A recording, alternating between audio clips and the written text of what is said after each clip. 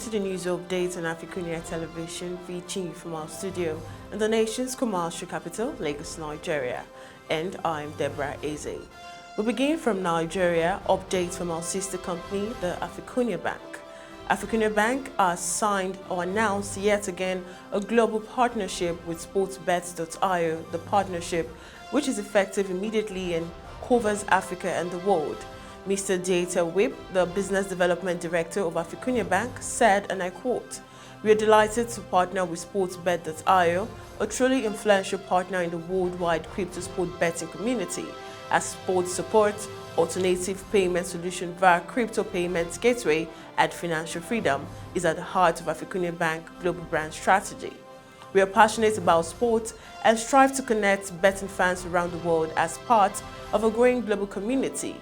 In addition to that, a representative from sportsbet.io said they are thrilled to have AFRICUNIA Bank as a partner and a preferred payments gateway provider, as AFRICUNIA Bank is one of the world's leading crypto-based digital bank, and are pleased to team up with them to create joint opportunities to promote the world's largest crypto gaming operation.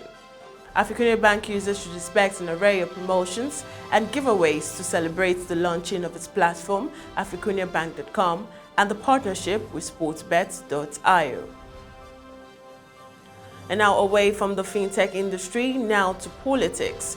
Amid passionate reactions since its announcement on Sunday, National Chairman of the All Progressives Congress (APC), Abdullahi Adamu, has described the party's Muslim-to-Muslim ticket as the work and the will of God, saying Christians in the country who are agitated by the choice need not fear. The APC chairman stated this yesterday when he led the party's National Working Committee on a courtesy visit to President Muhammad Buhari at his residence in Daura, Katsina State. The former Nasarawa State governor said the visit was to brief President Buhari on what transpired in Osun State on Tuesday during the party's governorship mega campaign. According to Adamu, the party went through a rigorous practical assignment on the selection process before arriving at the Muslim-Muslim ticket.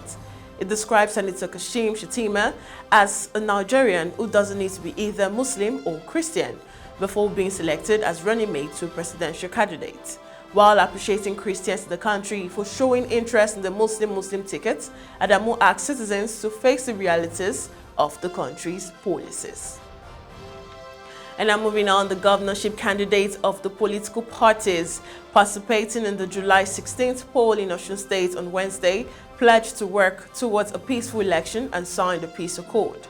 Two of the candidates who were accompanied by their party chairman that signed the peace accord at the event organized by the National Peace Commission were the All Progressives Congress Deborah Oyetola and the People's Democratic Party's Ademola Adeleke.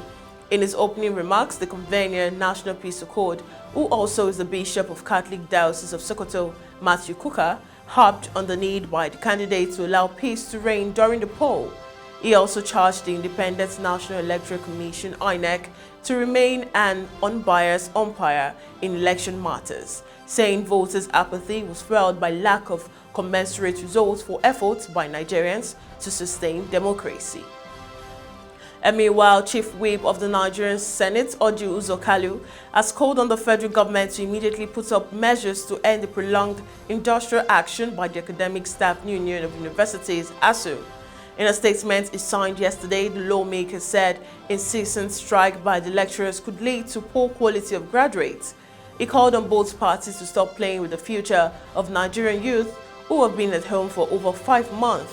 The statement reads, "Incessant strikes disrupt the academics calendar, encourage brain drain, and contribute significantly to poor quality of graduates in the country, with far-reaching implications for national development. The federal government should urgently take all necessary measures to open a realistic negotiation with ASUU to stop the strike and implement signed agreements in the interest of students, parents, the educational sector, and the country." And now away from Nigeria, the government in Ivory Coast denied on Wednesday the 49 soldiers who were arrested at Mali's international airport 4 days earlier posed a threat to the country. On Tuesday, officials in Abidjan called on Mali to immediately release the soldiers who were arrested on Sunday at international airport in Bamako, refuting accusation they were mercenaries. Mali's government said it intends to put an end to the protection activity of the Sahelian Aviation Service by foreign forces and demand their departure from Malian territory.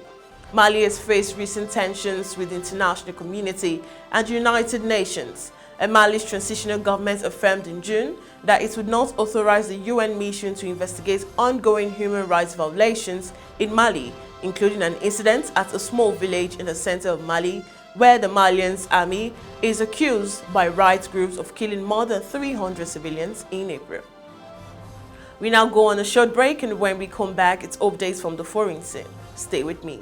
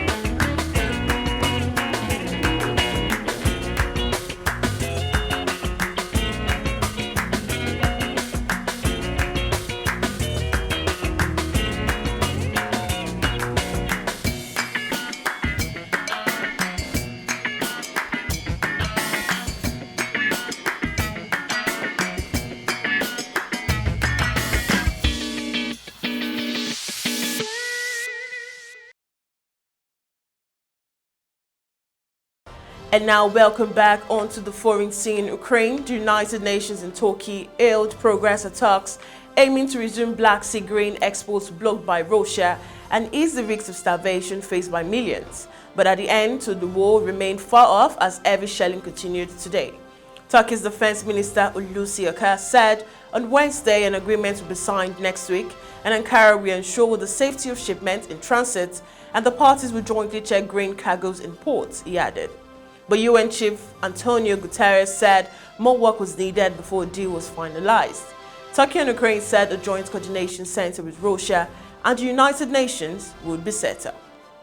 And now moving on, for the third time this summer, Shanghai issued its highest alerts for extreme heat as temperatures appeared set to test records in China's most populous city on Thursday. The city of 25 million residents announced a red alert, indicating temperatures were expected to rise to at least 40 Celsius over the next 24 hours. The city has issued 3 red alerts in the past 5 days, though it is a relatively rare occurrence, as Shanghai has issued 17 such alerts since record-keeping began in 1873. On Wednesday, the city sweltered as temperatures rose as high as 40.9 Celsius, matching a record set in late July 2017.